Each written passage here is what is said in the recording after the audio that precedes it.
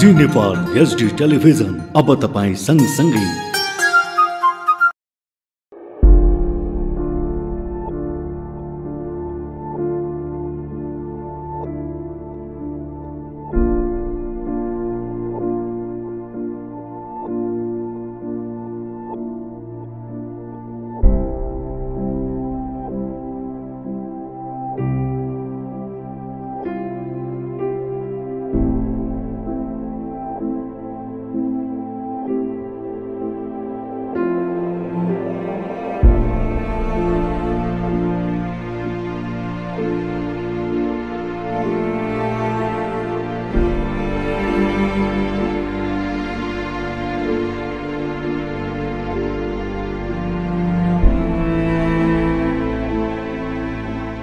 नमस्कार दर्शकहरू, तपाई हेर्दै हुनुहुन्छ जी नेपाल 4K टेलिभिजन। यो हो कार्यक्रम विपद।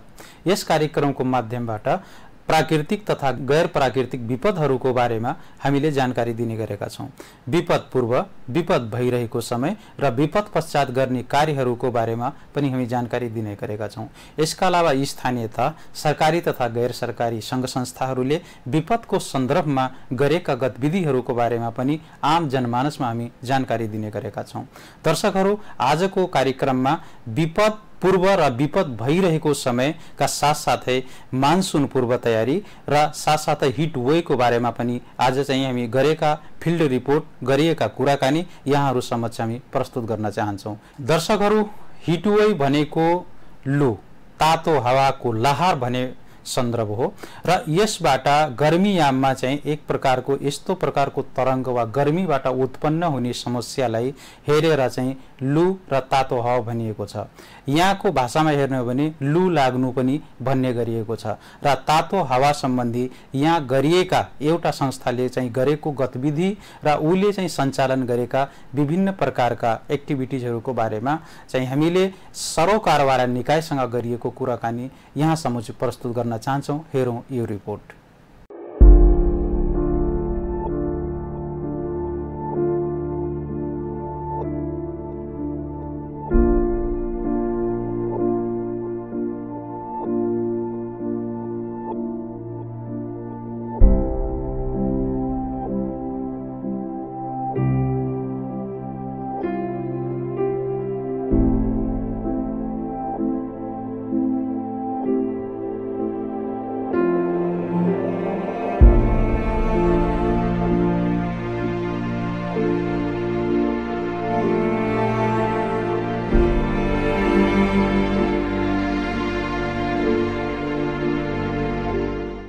नेपालगञ्ज उपमहानगरपालिकाको सहयोगमा यो जुन किसिमको अन्तर्क्रिया कार्यक्रमका सभापतिज्यू, मञ्चमा आसीन अतिथिज्यूहरू, विभिन्न सरकारी तथा गैर सरकारी संस्थाबाट पाल्नुहुने प्रमुख एवं प्रतिनिधिज्यूहरू, नेपाल रेड क्रसबाट पाल्नुभएका विभिन्न उपशाखाका प्रतिनिधिज्यूहरू, आज विशेष गरी मलाई लाग्छ लामो समय अध्ययन गरेर पछाडि विपद व्यवस्थापन सम्बन्धी बाढी र पहिरो मात्रै होइन, नेपालगञ्ज उपमहानगरपालिकालाई साँच्चै हेर्ने हो भने मलाई लाग्छ हिट वेभ अथवा तातो हावा लुबाट लामो समयदेखि हामी प्रभावित थियौँ।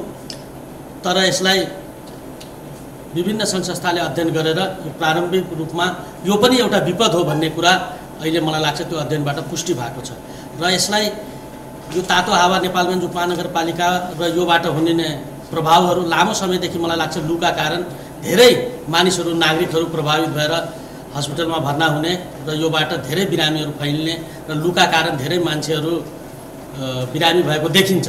तर यसलाई अहिले यो अध्ययनले जुन किसिमको लु पनि अब नेपालगञ्ज उपमहानगरपालिकाको प्रमुख समस्या हो, यो पनि यसलाई पनि हामीले समयमै विपदभित्रै हेर्नुपर्छ भनेर जुन किसिमको अध्ययन भएको छ, यसलाई नेपालगञ्ज उपमहानगरपालिकाले आउँदो दिनमा व्यापक रूपले छलफल गरेर यसलाई हामी अगाडि बढाउनेछौँ र नेपालगञ्ज उपमहानगरपालिका यो प्रति सजग छ। नेपालगञ्ज उपमहानगरपालिकाले यसलाई साँच्चीकै यसलाई विपदभित्रै यसलाई कसरी व्यवस्थापन गर्न सकिन्छ भनेर यहाँहरूकोबाट आएको छलफल, त्यसपछि हामी जनप्रतिनिधिहरूसँग छलफल गरेर यसलाई कसरी नियमित कार्यक्रमभित्र नेपालगञ्ज उपमहानगरपालिकाले राख्ने पनि म यहाँहरूलाई विश्वास दिलाउन चाहन्छु र मलाई लाग्छ यो विपदभित्र यो हामी सबैको साझा समस्या हो।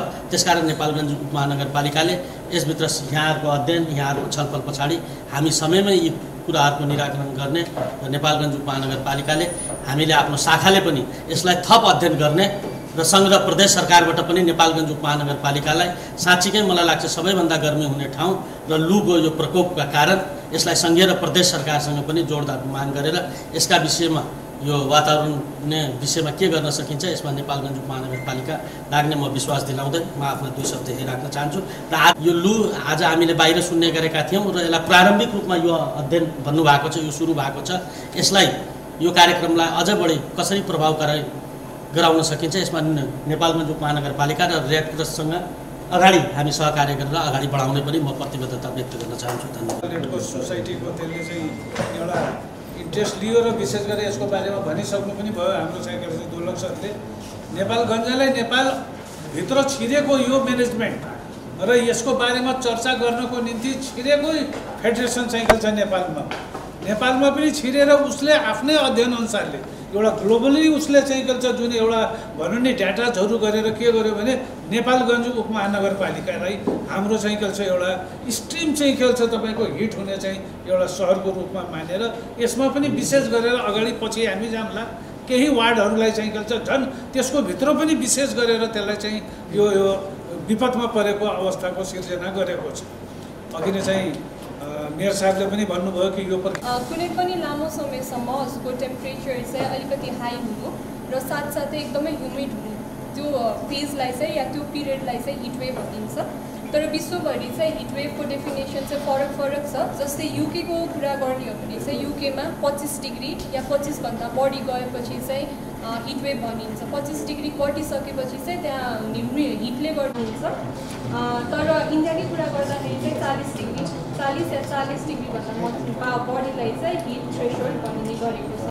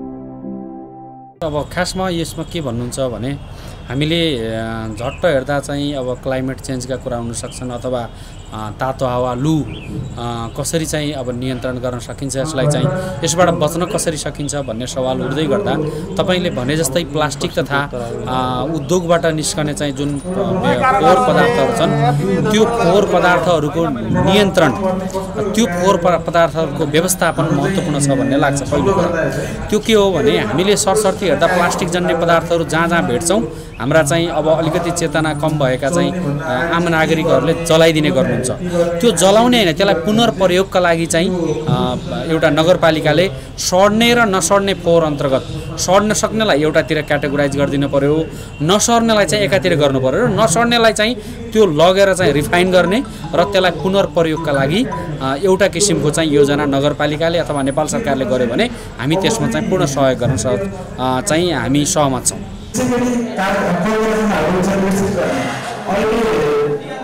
यो जुन तापक्रम बढिरहेको छ मुख्य रूपमा चाहिँ हाम्रो कार्बन उत्सर्जन भएको कारणले हो।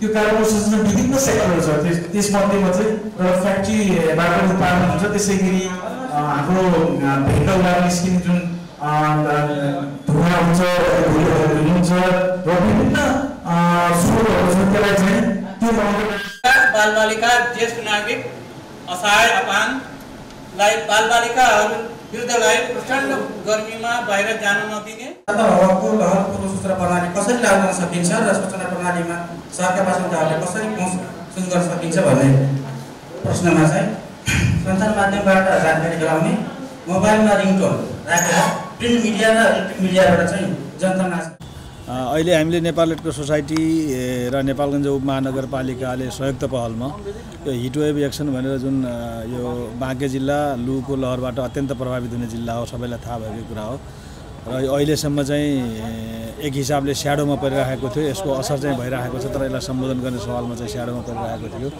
र यसैलाई एउटा यसबाट पनि मानिसहरूमा केही न केही किसिमले समुदायमा कुनै न कुनै रूपको चाहिँ प्रभाव परिरहेको छ भन्ने हिसाबले अघिल्लो वर्ष हामीहरूले एउटा एक लेभलको अनुसन्धान जस्तो एउटा डकुमेन्ट निकाल्यौँ, अध्ययन गऱ्यौँ र त्यसपछि त्यस अध्ययनका आधारमा सिफारिस गरेका केही गतिविधिहरू अहिले हामीले गर्मीबाट बच्नको लागि सामान्य रूपमा व्यक्ति परिवार आफैले समुदाय आफैले अपनाउन सक्ने सामान्य उपायहरूको सम्बन्धमा यो जनचेतनामूलक गतिविधिहरू सम्पन्न गरिरहेका छौँ।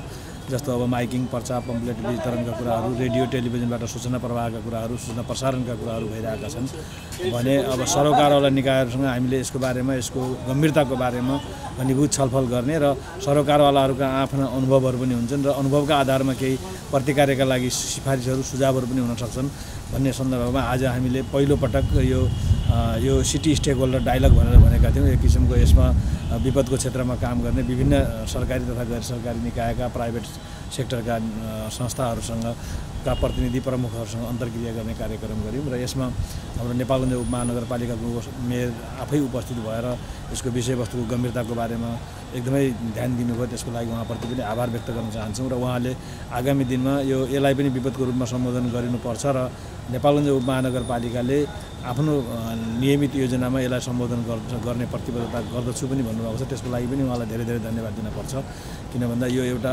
मानवीय समस्याको रूपमा आइसकेपछि सम्बोधन गर्नको लागि विभिन्न निकायहरू चाहिँ लागि पर्न उत्साहित हुनु यो चाहिँ खुसीको कुरा हो र अहिले हामीले गरिरहेका कामहरू यिनै हुन्। धन्यवाद। नेपालगञ्जको उपमहानगरपालिकाको जुन हिटवेभको विषय जुन छ, यो नेपालगञ्ज भनेको one of the hottest city of Nepal हो र मुख्य रूपमा चाहिँ अब यो जलवायु परिवर्तनले गर्दा चाहिँ अहिले जुन हिटवेभ जुन युरोपियन देशहरूमा देखियो त्यसै गरी नेपालगञ्जमा चाहिँ पहिला पनि देखिने गरिएको थियो, तथापि अब चाहिँ अझ त्यसको चाहिँ यो इन्टेन्सिटी चाहिँ अझ धेरै हिटवेभ देखिने भएकोले अब चाहिँ हामीले नेपालगञ्ज उपमहानगरपालिकालाई कसरी हिटवेभको मध्यनजर गरेर एउटा चाहिँ हिटवेभ एक्सन प्लान बनाउनुपर्छ, जसले गर्दा सबै सरकार निकायहरूलाई चाहिँ समेटेर र के क्रियाकलापहरू हुन्छ जसले गर्दा आगामी आउने वर्षहरूमा चाहिँ त्यसलाई चाहिँ हामीले कप गर्न चाहिँ सहज हुन्छ। त्यसलाई समाधानको रूपमा हामीले अगाडि बढाउनुपर्छ, विभिन्न क्रियाकलापहरू गर्नुपर्छ, जस्तै होला त्यो वृक्षारोपण गर्नु पर्ला, त्यसै गरी पार्कहरू निर्माण गर्नु पर्ला हैन, र अन्य स्वच्छतामूलक कार्यक्रम पनि गर्नु पर्यो र मेनली चाहिँ हाम्रो ग्रामीण बस्तीमा बसोबास गर्ने जो बासिन्दाहरू हुन्छ उहाँहरूलाई चाहिँ यो विषयमा चाहिँ जानकारी हुनु पर्यो र उहाँलाई यो विषयमा कसरी चाहिँ सचेत गराउन सकिन्छ र यो समाधानको उपायहरू विभिन्न प्रकारका हुन सक्छन्, ती कुराहरू चाहिँ उहाँलाई बुझाउन सक्नुपर्छ, जसले गर्दा चाहिँ हामीलाई यो हिटवेभको लहर जुन हुन्छ त्यसलाई चाहिँ कमभन्दा कम क्षति होस् र कमभन्दा कम जनताहरू प्रभावित होस् भन्ने हिसाबले हामीले नगर स्तरीयबाट चाहिँ हिटवेभ एक्सन प्लान चाहिँ बनाउनुपर्छ। दर्शकहरू, अहिलेसम्म लु लाग्नु अर्थात् तातो हावाको लहर सम्बन्धी एउटा सान्दर्भिक सूचना प्राप्त गर्नुभयो। अब हेरौँ एउटा मानसुन पूर्व तयारी गोष्ठी, मानसुन पूर्व तयारी कार्यशालाको क्रममा सरोकारवाला निकायका प्रतिनिधिहरू आएका थिए। त्यस उहाँसँग हामी गरिएको कुराकानी यहाँहरू समक्ष प्रस्तुत गर्न चाहन्छौँ। खास गरी बाँके जिल्ला विपदको उच्च जोखिममा छ र हरेक वर्ष मौसमी अनुसार अर्थात् मौसम अनुसार प्रकोप हुने गरेका छन्। आजको रिपोर्टमा बाँके जिल्लाको बैजनाथ गाउँपालिकामा मानसुन पूर्व तयारी गोष्ठी भएको थियो र सो क्रममा आएका प्रतिनिधिहरूसँग गरिएको कुराकानी यहाँहरू समक्ष प्रस्तुत गर्न चाहन्छौँ। हेरौँ यो रिपोर्ट।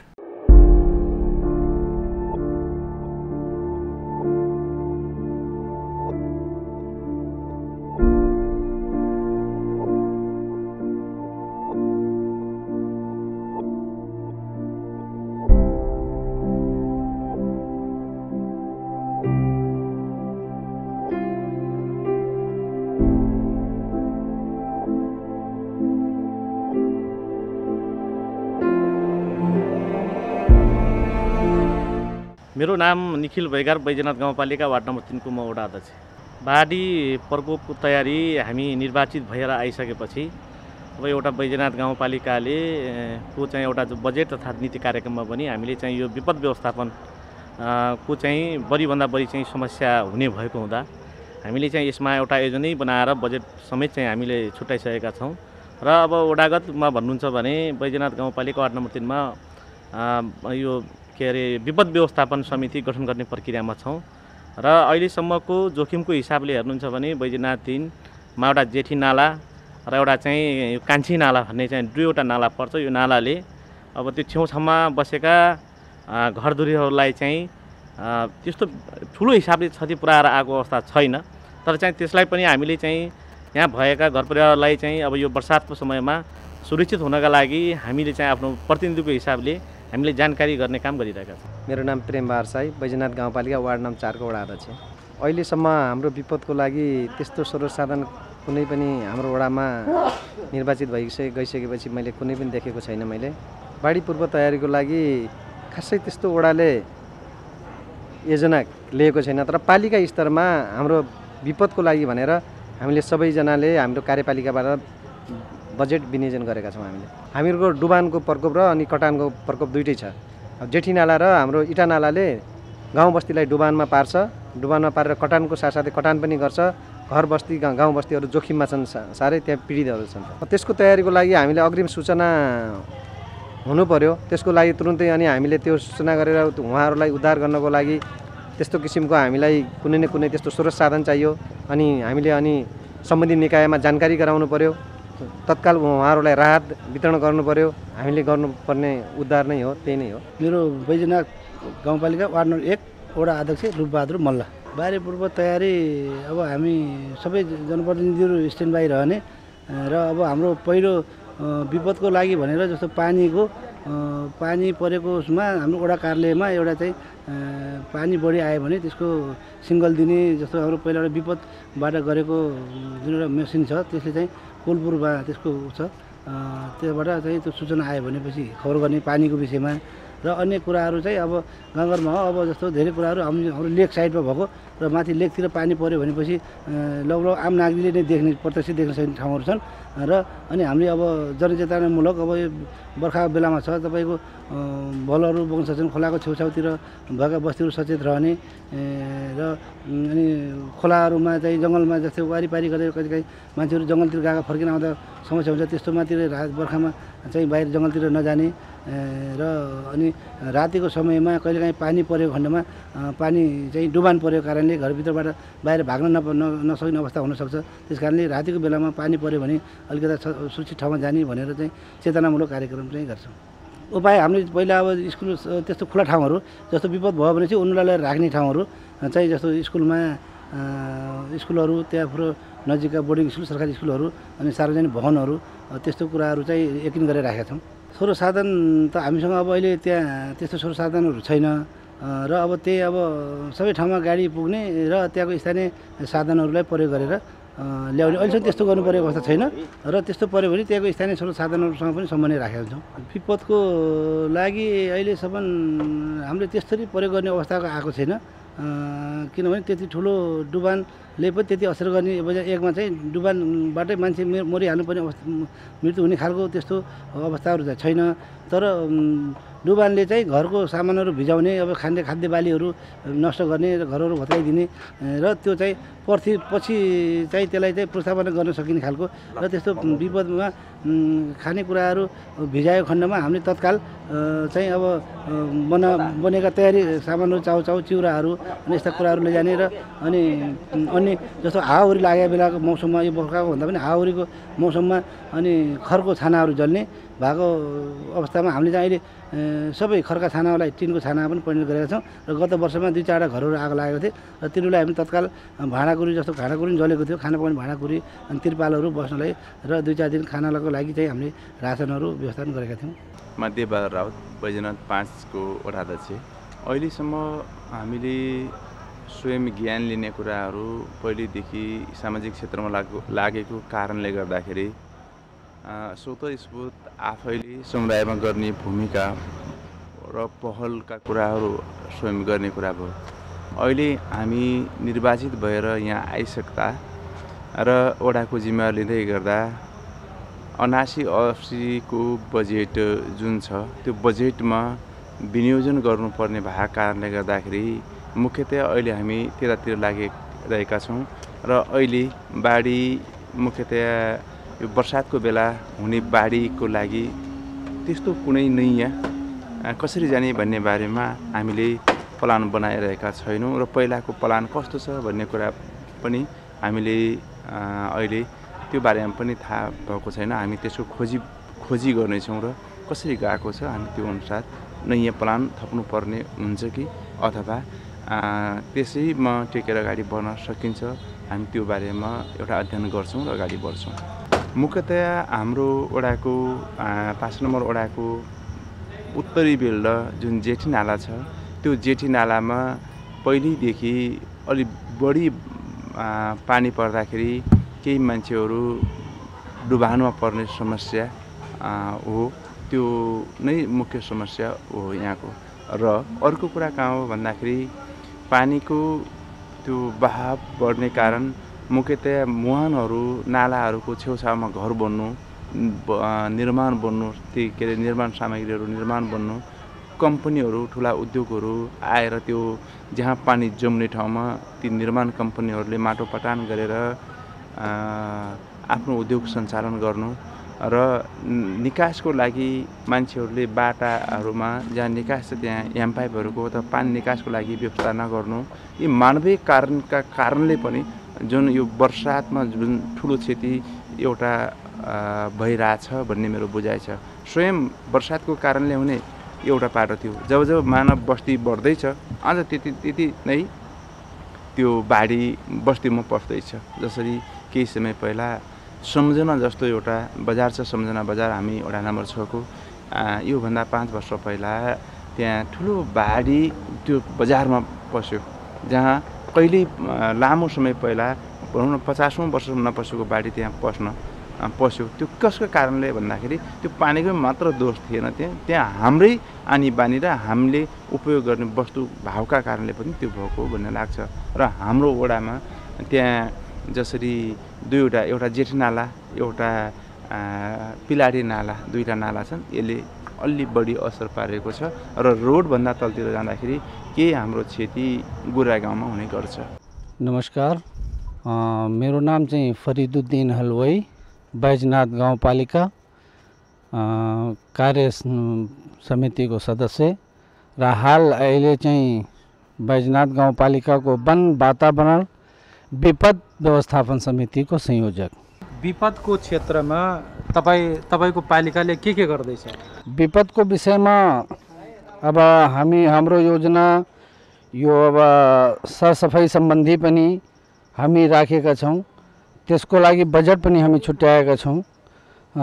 सरसफाई सम्बन्धी कार्यक्रम सञ्चालनका लागि 10 लाख छुट्याएका छौँ र त्यस्तै गरी वृक्षारोपणका लागि 5 लाख छुट्याएका छौँ र गाउँपालिकामा रहेका सामुदायिक निजी वन उपभोक्तासँग अन्तर्क्रिया कार्यक्रम सञ्चालन गर्नका लागि 5 लाख रुपियाँ हामी छुट्याएका छौँ र वातावरण मैत्री गाउँपालिका स्तरीय चाहिँ हामी त्यो कार्यक्रम राखेका छौँ, त्यसको लागि 10 लाख छुट्याएका छौँ र विभिन्न प्रकारका विषयबाट तत्काल राहत दिने